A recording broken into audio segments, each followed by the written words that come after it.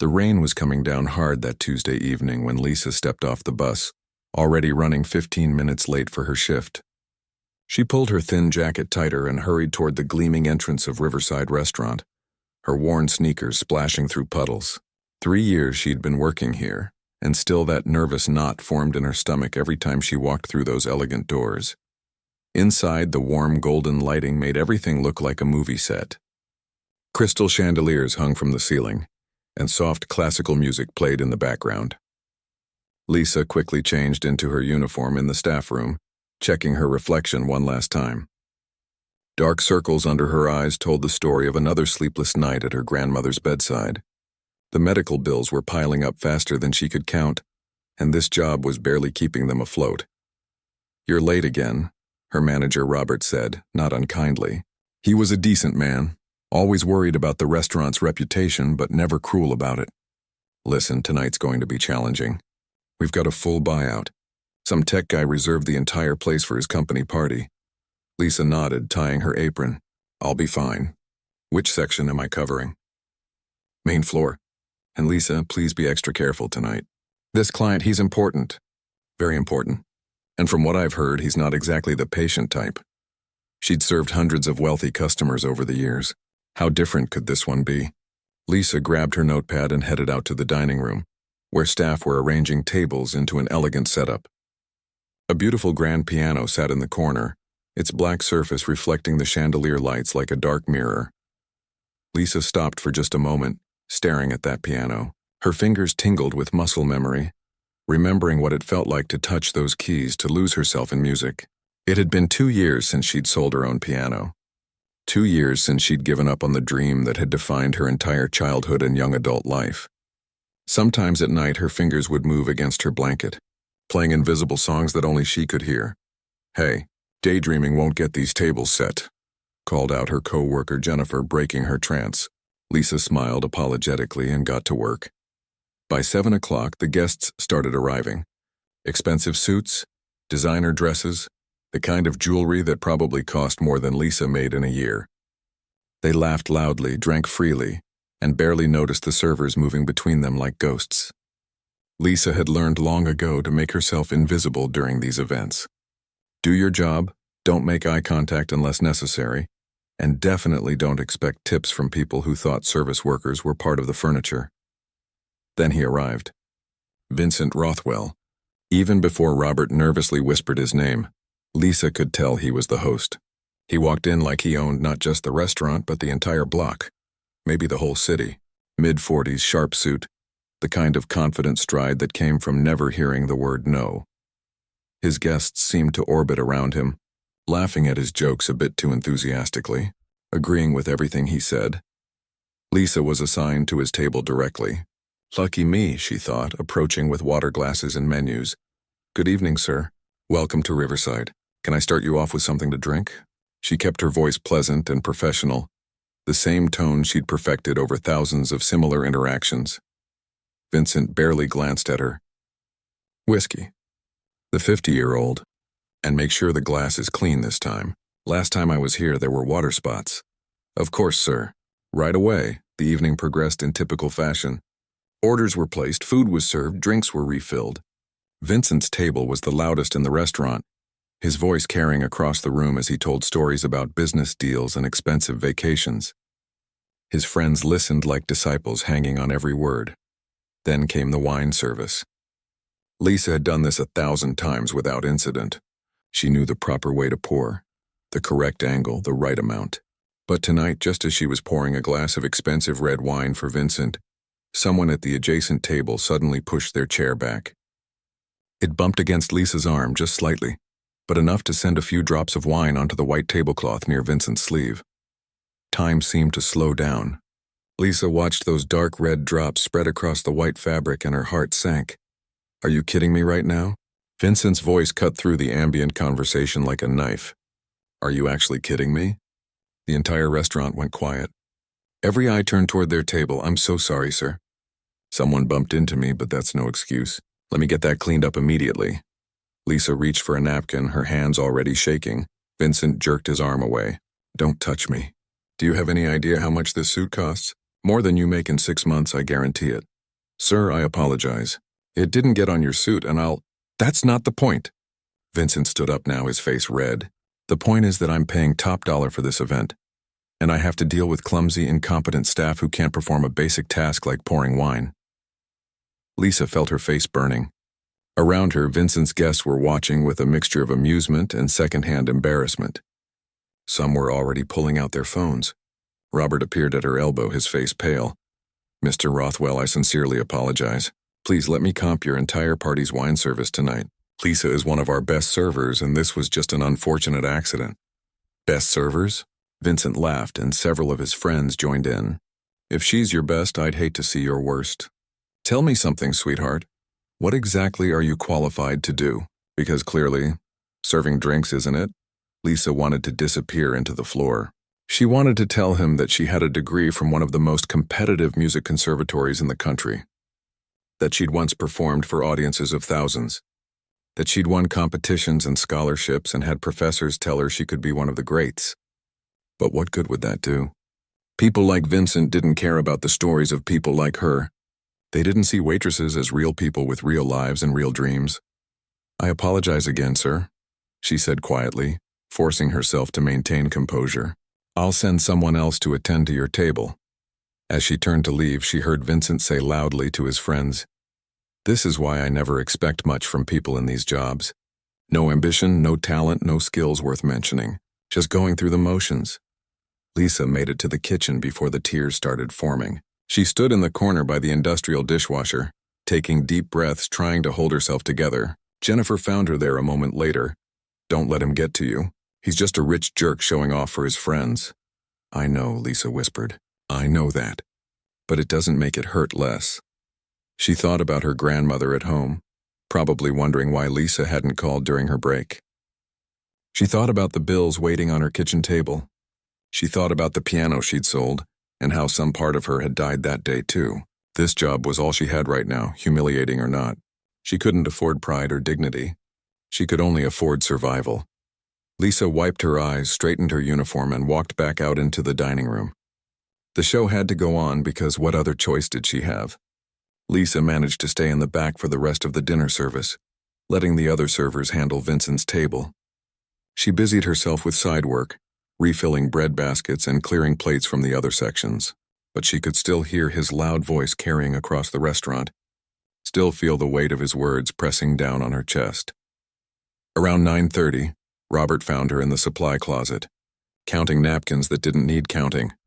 Lisa, I need you back out there. They're finishing up dessert and we're short-handed. She took a breath. Can't someone else do it? Everyone else is swamped. Look, just stay away from his table directly. Help with the peripheral stuff. It'll be fine. It wasn't fine, but she nodded anyway. Bills didn't pay themselves. When she emerged back into the dining room, she noticed something different. The piano in the corner, the one that had been sitting silent all evening, now had a small spotlight on it. There was supposed to be entertainment tonight, she remembered. Some pianist who was meant to play during dessert. Where's the piano player? She heard one of Vincent's guests ask Robert. Unfortunately, the performer had a family emergency and had to cancel at the last minute. We apologize for the inconvenience. Vincent set down his wine glass with a sharp clink. You're joking. I specifically requested live music. Do you know how much I'm paying for this event? I understand, Mr. Rothwell, and we've already adjusted your bill to reflect the cancellation. We're terribly sorry. Adjusted the bill? Vincent stood up and Lisa could see that satisfied smirk on his face. The same look he'd had when he was humiliating her earlier. He was enjoying this. I didn't come here for a discount. I came here for an experience. His eyes scanned the room and then they landed on Lisa. She was standing near the service station holding a tray of empty glasses. She saw the exact moment the idea formed in his mind, saw his expression shift from annoyance to cruel amusement. Actually, I have a solution, Vincent announced, his voice loud enough for everyone to hear. We'll get our entertainment after all. He pointed directly at Lisa. You, the waitress who can't pour wine without making a mess. Come here. Lisa's stomach dropped. Every instinct told her to run, but her feet stayed frozen to the floor. Around her, the restaurant had gone completely silent again. Even the kitchen noise seemed to fade away. Sir, I don't think... Robert started, but Vincent cut him off. I'm a paying customer, aren't I? And I'm requesting service. Isn't that what restaurants do? Provide service? Lisa slowly walked toward him, her legs feeling like they belonged to someone else. Yes, sir. How can I help you? Vincent gestured toward the piano with a grand sweep of his arm. Play something for us. Since your establishment couldn't provide the entertainment I paid for, surely you can step in. Unless you're as incompetent with a piano as you are with a wine bottle. His guests laughed. Some of them had their phones out again, ready to capture another embarrassing moment. Lisa's face went hot, then cold. She glanced at Robert, hoping he would intervene, but his expression was helpless. They both knew the truth. Vincent was right about one thing. He was paying a fortune for this event, and Riverside Restaurant couldn't afford to lose his business or the bad review that would surely follow if they refused. Mr. Rothwell, our server isn't obligated to. Robert tried again. Then I'll take my business elsewhere permanently, and I'll make sure everyone in my network knows about the terrible service here. Is that what you want? Robert's face went pale. His hand touched Lisa's arm gently. Lisa, you don't have to, but if you could just play something simple, anything. Just for a few minutes. She wanted to say no. Every fiber of her being wanted to walk out that door and never come back. But she thought about her grandmother's medication that needed to be picked up tomorrow. She thought about the rent that was due in 5 days. She thought about how long it had taken her to find this job in the first place. Okay, she whispered. I'll try. The walk to that piano felt like walking to an execution. Her hands were shaking so badly she had to clasp them together. Behind her, she could hear Vincent's friends placing bets on how badly this would go.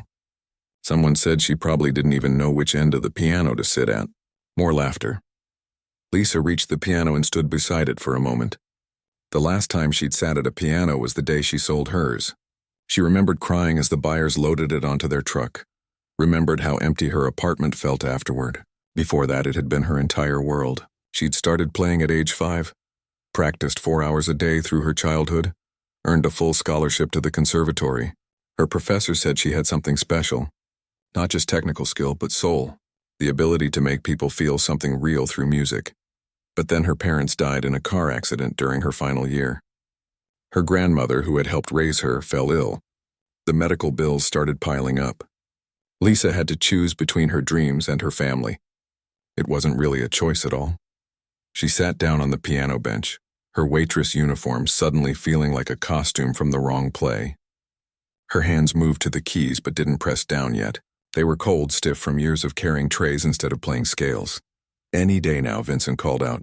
We don't have all night. More laughter. More phone cameras pointing at her. Lisa closed her eyes. Part of her wanted to run, but another part of her, a part that had been sleeping for 2 years, was waking up. She remembered something her piano teacher used to say. When you play, don't play for them. Don't play for me. Don't even play for yourself. Play for the music. Let it speak through you. Her fingers found middle C, then E flat, then G, the opening notes of Chopin's Nocturne in E flat major. It was one of the first pieces she'd learned at the conservatory, and her fingers remembered it like an old friend. The first few notes came out tentative, uncertain, but then something shifted, the music started flowing. Her hands moved across the keys, finding their rhythm, their purpose. 2 years of silence broke open, and everything she'd been holding inside came pouring out. The grief of losing her parents, the exhaustion of working endless shifts, the humiliation of tonight, the loss of her dreams. All of it transformed into sound, into melody, into something beautiful and heartbreaking. The room had gone completely silent, but Lisa didn't notice. She was somewhere else now. Her eyes were still closed, but she could see the music in her mind, could feel it moving through her body like electricity. Her fingers flew across the keys, executing runs and trills that she'd practiced 10,000 times years ago. The muscle memory was still there, buried but not forgotten. She transitioned into the more complex middle section, where the melody became darker, more intense. Her whole body swayed with the music, her face showing every emotion the piece demanded. This wasn't just playing anymore. This was survival. This was proof that she was still alive, still capable of creating something beautiful in a world that had tried to crush her down into nothing. When she finished the final, delicate notes and lifted her hands from the keys, the silence stretched on. Lisa opened her eyes slowly. almost afraid to see what awaited her. She turned around and what she saw made her breath catch in her throat. The entire restaurant was staring at her. But they weren't laughing anymore. Several people had their hands over their mouths and Lisa could see tears glistening on a few faces. The phones that had been raised to record her humiliation were now capturing something completely different. Then the applause started. Not polite, obligatory clapping, but real thunderous applause. People stood up from their tables. Even the kitchen staff had gathered at the doorway, clapping with genuine amazement. Robert looked like he might cry, his mouth hanging open in shock. Lisa's hands were trembling as she stood up from the piano bench. She didn't know what to do or where to look. This wasn't supposed to happen.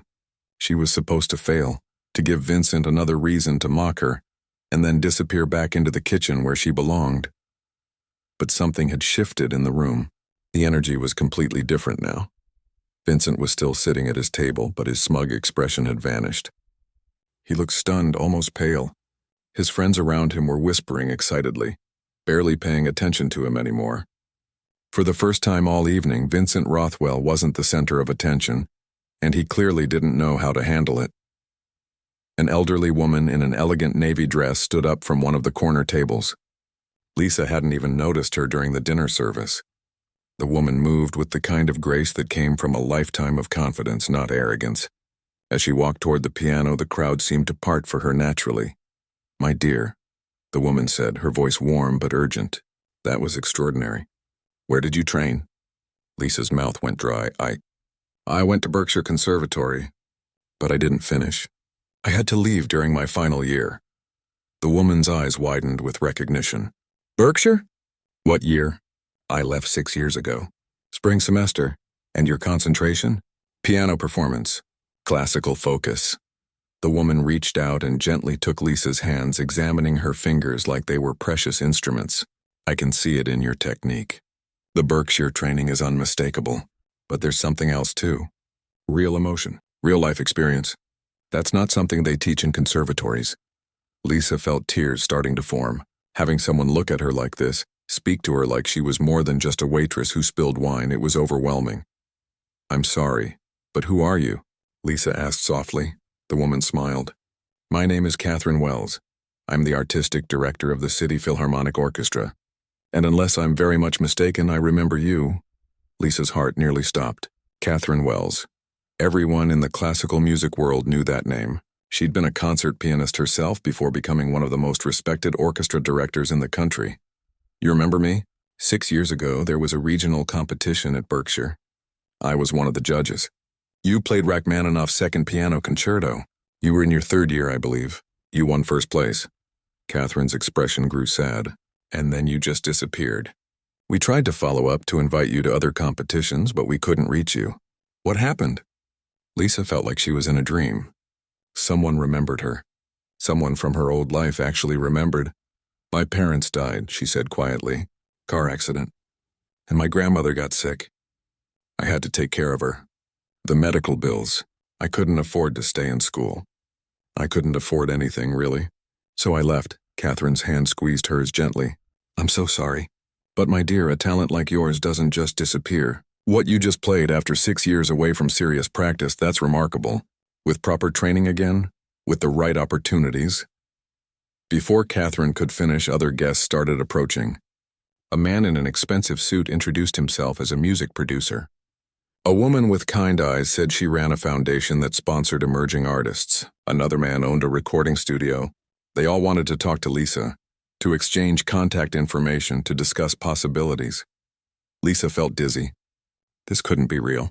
20 minutes ago, she'd been the clumsy waitress everyone was laughing at. Now these people were talking to her like she mattered, like she had value beyond carrying plates and pouring drinks. Vincent had been watching all of this from his table, his jaw clenched tight. He stood up abruptly, the sound of his chair scraping against the floor cutting through the conversations. "All right, that's enough," he said loudly. "This is still my event, in case everyone forgot. I didn't pay for this restaurant so you could all fawn over the help." The room went quiet again, but this time the silence felt different. Hostile, even. Several people turned to look at Vincent with expressions that weren't friendly. Catherine Wells turned slowly to face him, and though she was at least 70 years old, there was steel in her eyes. "Young man, I don't believe we've been introduced, but I do know rudeness when I see it. This young woman has more talent in her little finger than most people have in their entire body. And based on what I've witnessed tonight, she has considerably more grace and character than certain other people in this room." Vincent's face went red. "Now wait just a minute. I'm the one who asked her to play. If it wasn't for me, none of you would have heard her." "Oh, is that how you're framing this?" Catherine's voice was calm but sharp. "From what I observed, you attempted to humiliate a young woman who had the misfortune of a minor accident during service. You forced her to perform, expecting to embarrass her further. The fact that she turned your cruelty into something beautiful says everything about her, and nothing flattering about you." Some of Vincent's own guests nodded in agreement. Others looked away, uncomfortable. The man who'd introduced himself as a music producer spoke up.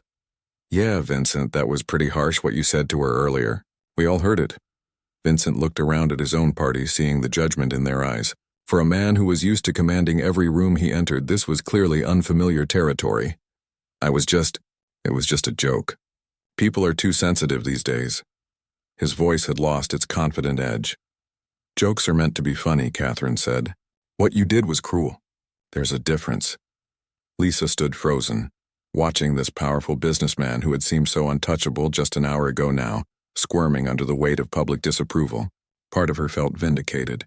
But another part, a bigger part, just felt tired. She'd spent 3 years being treated as less than human by people like Vincent. She didn't have the energy for revenge or confrontation anymore. "It's okay," Lisa said quietly. Everyone turned to look at her. "Really, it's okay. I appreciate everyone's kindness, but I should probably get back to work. There are still tables that need clearing." "Absolutely not," Robert said, surprising everyone. Her manager had found his spine. "Lisa, you're done for the night. Take the rest of the evening off. Paid." Catherine pulled a business card from her purse and pressed it into Lisa's hand. "This is my personal number. Call me tomorrow, please. We have a lot to discuss. The Philharmonic is holding auditions next month for a featured soloist position. I want you to audition." Lisa stared at the card like it might disappear if she blinked. "I don't have a piano to practice on anymore. I sold it. Then we'll find you one. There are practice rooms at the concert hall. We'll arrange access." Catherine smiled warmly. "Don't let this opportunity slip away, my dear. You've been given a second chance. Not many people get those." Other people pressed their cards into Lisa's hands too. So many cards she had to stuff them in her apron pocket. The music producer, the foundation director, the studio owner, even some of Vincent's guests apologizing for their earlier laughter, wanting to support her somehow. Through it all, Vincent stood at his table, watching his evening spiral completely out of his control. Lisa sat in the staff room, staring at the pile of business cards spread across the table in front of her. Her hands were still shaking, but now it was from adrenaline rather than fear. Jennifer had brought her a glass of water and was sitting beside her, grinning like she'd just witnessed a miracle. "Do you realize what just happened out there?" Jennifer squeezed her arm. "Lisa, those people, they're big deals. Like really big deals." "Catherine Wells?" I Googled her. "She's worked with some of the most famous musicians in the world." "I know," Lisa whispered. "I used to dream about meeting her someday. Back when I was in school, we all did. She was like this legendary figure we all hoped would notice us. And she noticed you. She remembered you from 6 years ago." Lisa picked up Catherine's card, running her thumb over the embossed lettering. It felt real, solid. But part of her was still waiting to wake up from this strange dream. The door to the staff room opened and Robert poked his head in. "Lisa, there's someone who wants to speak with you." Vincent Rothwell. Lisa's stomach tightened. "I really don't want to talk to him. I understand, but he's insisting. Says it's important. I'll be right outside the whole time if you need anything." Jennifer stood up protectively. "You don't owe him anything, Lisa. You can say no." But Lisa knew how these things worked. Men like Vincent didn't handle rejection well, especially public rejection. If she refused to see him, there was no telling what kind of problems he might create for the restaurant or even for her. Better to get it over with. "It's fine. Let him in." Jennifer reluctantly left, throwing Vincent a suspicious look as they passed in the doorway. Vincent walked in, and Lisa noticed immediately that something was different about him. The arrogance from earlier had dimmed. He looked uncomfortable, almost nervous, which was probably a rare state for him. He remained standing near the door, maintaining distance. "I won't take much of your time. I just wanted to say—" He paused, seeming to struggle with the words. "What I did tonight was wrong. The way I spoke to you, the way I treated you, it was inexcusable." Lisa said nothing. She just watched him, waiting. "I've been thinking about what that woman said. Catherine, she was right. I was trying to humiliate you. I thought it would be funny, entertaining for my guests. I didn't see you as a real person with a real life." He ran his hand through his hair. "That's not an excuse. I'm just trying to explain." "Why?" Lisa asked. "Why did you want to humiliate me?" "I spilled a few drops of wine by accident. It didn't even get on your suit." Vincent was quiet for a moment. "Honestly? Because I could. Because I'm used to being the most important person in any room, and when something doesn't go perfectly, I lash out. It's a terrible habit, and tonight showed me how ugly it really is. You humiliated me in front of all those people. I know, and I'm sorry. Truly." He reached into his jacket pocket and pulled out his checkbook. "I'd like to make amends. I can write you a check right now. Name your price. 20,000, 50? Whatever feels appropriate." Lisa felt a flash of anger. Of course, money. That was his answer to everything. "Write a check and make the problem disappear." "I don't want your money," she said firmly. Vincent looked genuinely surprised. "But surely there's something I can do. Some way to make this right. You can't buy your way out of treating people badly, Mr. Rothwell. You can't write a check and suddenly become a good person." Lisa stood up, gathering the business cards from the table. "What happened tonight, what those people offered me, that has nothing to do with you. You didn't give me those opportunities. You just accidentally revealed something you were trying to hide." "I wasn't trying to hide anything. I didn't know you could play like that." "Exactly. You didn't know. You didn't ask. You didn't see me as someone who might have a story or a life beyond serving your table. That's the problem. Not the spilled wine, not even the cruel words. It's that you looked at me and saw nothing worth respecting." Vincent was silent. He put his checkbook away slowly. "You're right. And I'm sorry. For what it's worth, you're an incredible musician. What you did out there, I've never seen anything like it." "Thank you," Lisa said quietly. "Now, if you'll excuse me, I need to call my grandmother. She worries when I'm late." Vincent nodded and turned to leave. But at the door he paused. "That job those people offered you, the audition, I hope you take it. I mean that sincerely." After he left, Lisa sat back down feeling drained. Jennifer came rushing back in the moment the coast was clear. What did he want? To apologize. And to throw money at me. "Please tell me you took the money." Lisa laughed despite everything. "No, I told him I didn't want it." "Lisa, do you know how many bills that could have paid?" "I know, but I didn't want to owe him anything. Not even a thank you." The rest of the night passed in a blur. Other staff members kept coming by to congratulate her, to say they'd recorded her performance on their phones, to tell her she was amazing. Lisa accepted their kind words, but all she really wanted was to go home, hug her grandmother, and try to process everything that had happened. When her shift finally ended around midnight, she changed out of her uniform and walked out into the cool night air. The rain had stopped and the streets were shiny and clean. She pulled out her phone and called her grandmother.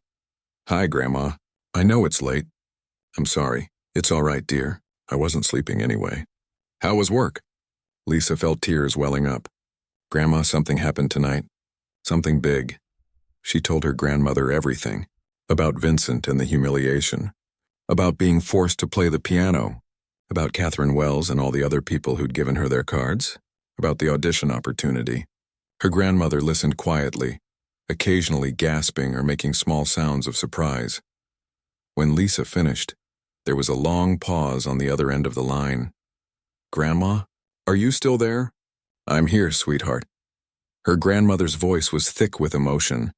"I'm just so proud of you. Not because of the opportunities, though those are wonderful. I'm proud because you didn't let that awful man break you. You took his cruelty and turned it into something beautiful. That takes real strength. I was so scared, Grandma. My hands were shaking so badly.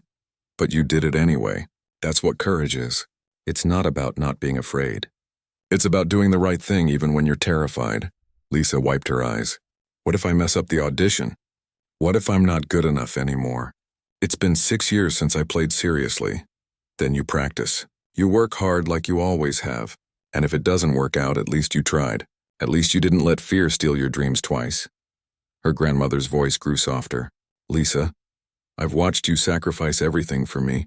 Your education, your career, your dreams. I've felt so guilty about that. Grandma, no. You're my family. I'd do it again. I know you would. That's why I'm telling you now.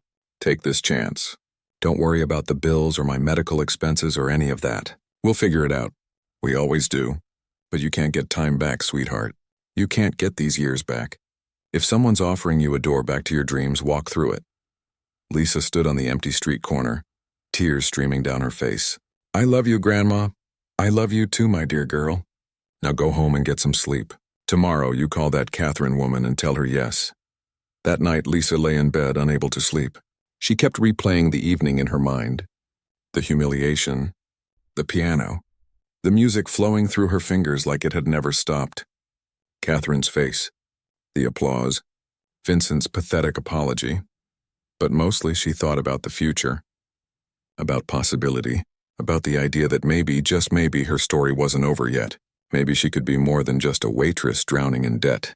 Maybe she could be the musician she was always meant to be. For the first time in 6 years, Lisa fell asleep with hope instead of despair. Lisa called Catherine Wells the next morning, her hands trembling as she dialed the number. Catherine answered on the second ring, her voice warm and encouraging. Within an hour, they'd arranged everything. Lisa would have access to the practice rooms at the concert hall starting immediately. The audition was scheduled for 6 weeks away, which wasn't much time, but Catherine believed in her. You have something special, Catherine had said, something that can't be taught.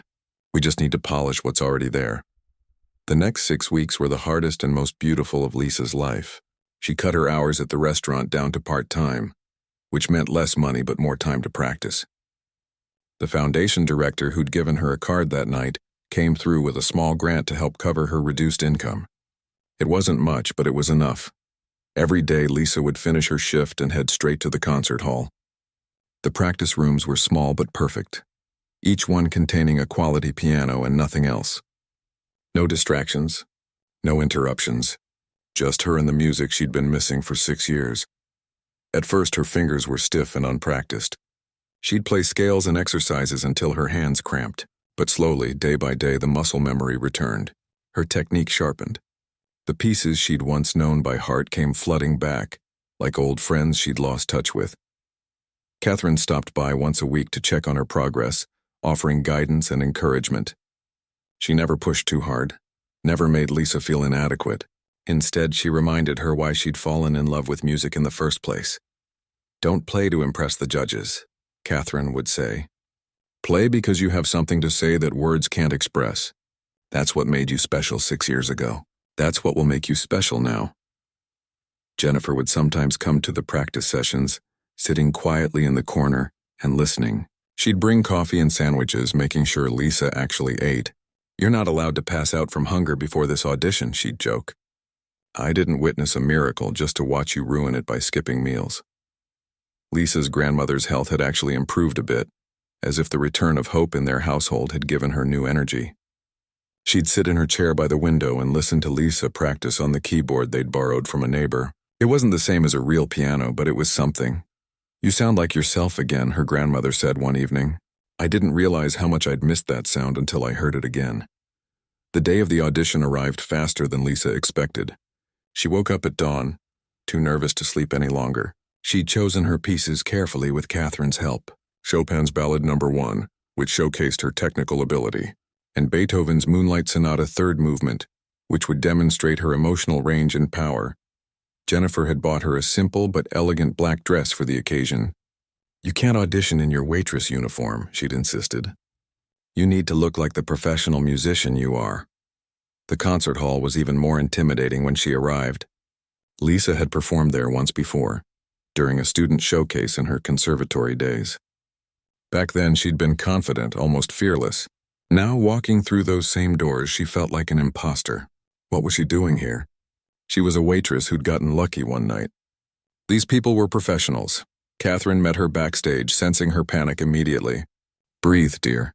You belong here. You've always belonged here. What if I freeze? What if I forget everything? Then you'll recover and continue. That's what musicians do. We're human. We make mistakes. But we don't let those mistakes define us. Catherine squeezed her hands gently. Remember what I told you. Don't play for them. Play for the music. There were 5 other pianists auditioning that day. Lisa watched them from the wings, each one technically brilliant, each one polished and professional. They'd probably never had to sell their pianos. They'd probably never spent years carrying trays and cleaning tables. They belonged here in a way she never could. Then it was her turn. The stage manager called her name and Lisa walked out onto the stage. The auditorium was mostly empty, just the panel of judges sitting in the middle section. Catherine was among them, but she'd recused herself from voting due to their relationship. She was there only as an observer. Lisa sat at the grand piano adjusting the bench height. The instrument was beautiful, far better than anything she'd practiced on in the past 6 weeks. Her hands touched the keys and for a moment she was back at Riverside Restaurant, being forced to play while people laughed and recorded her humiliation. But then she remembered what happened next. How the laughter stopped. How the music had saved her. How it had always saved her. She began to play. The Chopin ballade started softly, almost hesitantly, but then grew in complexity and emotion. Her fingers flew across the keys, executing passages that had taken her weeks to relearn. She poured everything into it. The grief of losing her parents, the exhaustion of caring for her grandmother alone, the shame of being looked down on, the joy of rediscovering her purpose. When she transitioned to Beethoven, the mood shifted. The Moonlight Sonata's 3rd movement was furious and passionate, demanding every ounce of strength and skill she possessed. Lisa's whole body moved with the music, her face reflecting every emotion the piece required. She wasn't thinking anymore. She was just feeling, just being, just playing. The final chords rang out through the auditorium and then silence. Lisa sat frozen, afraid to look up, afraid to see disappointment in the judges' faces. Then the applause came. Not just from the judges, but from other people in the auditorium she hadn't noticed. Stage crew, other auditioners, administrative staff who'd been passing by and stopped to listen. They were all clapping and several were standing. Catherine had tears running down her face. She wasn't even trying to hide them. 3 days later, Lisa got the call. She'd been selected as the featured soloist for the Philharmonic's Winter Concert Series. She'd be performing Rachmaninoff's 2nd Piano Concerto, the same piece she'd played in that competition 6 years ago, the same piece that Catherine had first heard her play. The news spread quickly. The music producer who'd given her his card wanted to discuss a recording contract. The local newspaper ran a story about the waitress who became a concert pianist. Someone had posted the video from that night at Riverside Restaurant online, and it had gone viral. Millions of people had watched her play, watched her transform humiliation into beauty. Vincent Rothwell saw the video too. He sent her a message through the restaurant, just a short note. I saw the news. Congratulations, you were right to refuse my money. You didn't need it. You never did. Lisa didn't respond. She didn't need to. He was part of her past now, a painful chapter that had somehow led to this new beginning. The night of her debut performance with the Philharmonic arrived 6 months after that fateful evening at the restaurant. Lisa stood backstage in a beautiful gown, listening to the orchestra warming up. The auditorium was packed. Over 2,000 people had come to hear her play. Jennifer was in the audience, sitting next to Lisa's grandmother, who'd insisted on attending despite her doctor's concerns. Robert from the restaurant had come too, bringing half the staff with him. Even some of the guests from Vincent's party that night had bought tickets, wanting to be part of her story. Catherine found Lisa backstage one more time. Ready? I don't know. What if I'm not good enough? You're more than good enough. But that's not why you're here. You're here because music is who you are. It's not something you do. It's something you are. Now go out there and show them. Lisa walked onto the stage to thunderous applause. She sat at the piano, the orchestra behind her, Catherine conducting, thousands of eyes watching. She placed her fingers on the keys and waited for Catherine's cue, and then she played. Not for the audience, not for the critics, not even for herself. She played for that lost girl who'd had to give up her dreams. She played for her grandmother who'd sacrificed so much, She played for every person who'd ever felt invisible or worthless or broken. She played because she was alive, and this was her voice, and no one could take it away from her ever again. When the final notes faded and the audience erupted in a standing ovation, Lisa finally allowed herself to cry.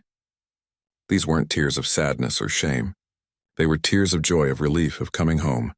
Her grandmother was right. You can't get time back. You can't undo the pain or erase the struggles. But you can begin again. You can take your broken pieces and create something beautiful. You can transform your ending into a new beginning. Lisa took her bow, her heart full, her spirit soaring. She was a waitress who became a concert pianist, but more than that, she was proof that one moment of courage can change everything. That talent and dignity can't be taken away by cruelty. That sometimes the worst night of your life can become the doorway to your dreams. The music had saved her once again, and this time she'd never let it go.